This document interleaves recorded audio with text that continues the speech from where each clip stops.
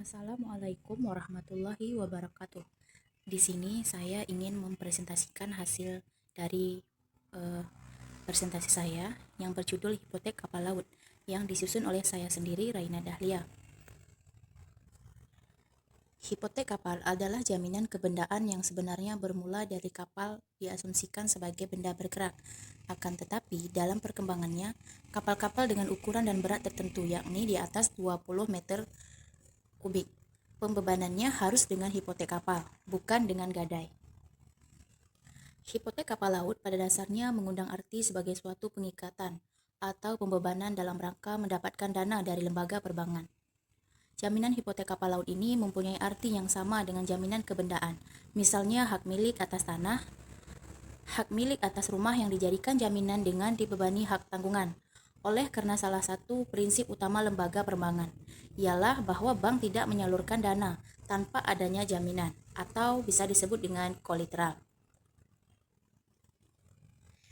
Dasar hukum jaminan hipotek diatur dalam berbagai peraturan perundang-undangan, antara lain dalam KUH Perdata, KUHD, Undang-Undang Nomor 4 Tahun 1996 tentang hak tanggungan, dan khususnya dasar hukum hipotek kapal laut hanya didasarkan pada KUHD dan Undang-Undang Nomor 17 Tahun 2008 tentang pelayaran, bahwa secara formil ketentuan lama yakni KUHD diberlakukan.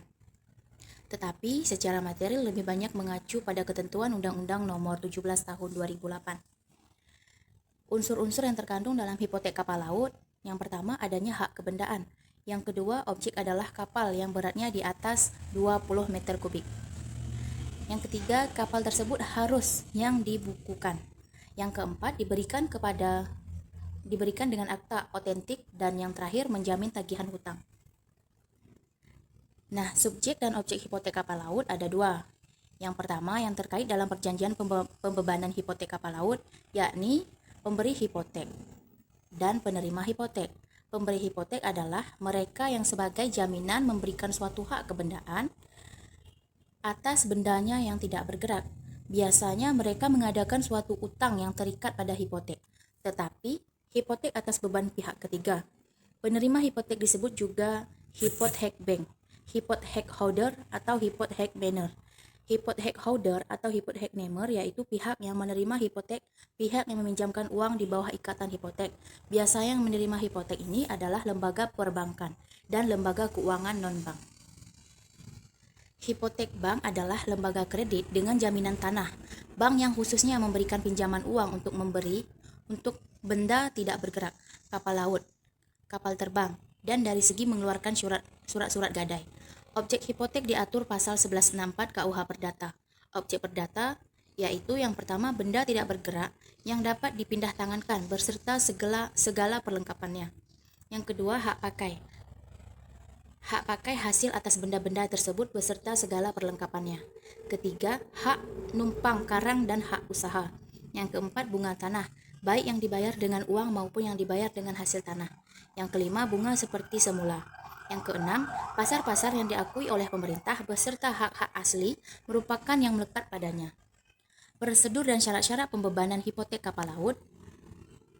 Kapal laut tidak hanya berfungsi sebagai alat transportasi laut, namun kapal tersebut dapat dijadikan jaminan hutang. Kapal yang dapat dijadikan jaminan adalah yang pertama, kapal yang sudah didaftar, dan yang kedua dilakukan dengan membuat akta hipotek di tempat mana kapal semula didaftar.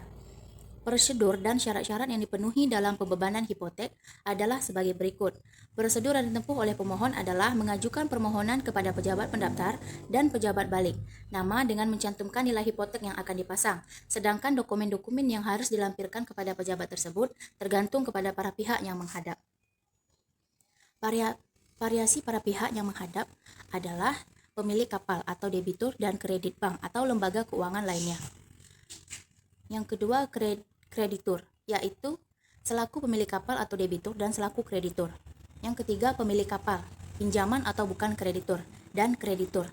Hak dan kewajiban hipotek kapal laut merupakan aspek hukum yang penting sekali dalam adanya suatu hubungan hukum yang akibat hukum tertentu. Akibat hukum sebagai hak pemberi hipotek kapal laut adalah yang pertama, tetap menguasai bendanya, yang kedua, mempergunakan bendanya, yang ketiga, melakukan tindakan penguasaan asal tidak merugikan pemenang hipotek. Yang keempat, berhak menerima uang pinjaman. Nah, di sini Salim HS menjelaskan bahwa jangka waktu berlakunya hipotek kapal laut tergantung pada substansi perjanjian pokok atau perjanjian kredit yang dibuat antara debitur atau pemilik kapal atau kuasanya dengan bank atau kreditur. Menurut jangka waktu perjanjian, kredit dapat digolongkan menjadi 3 macam, yaitu kredit jangka pendek, jangka menengah, dan jangka panjang.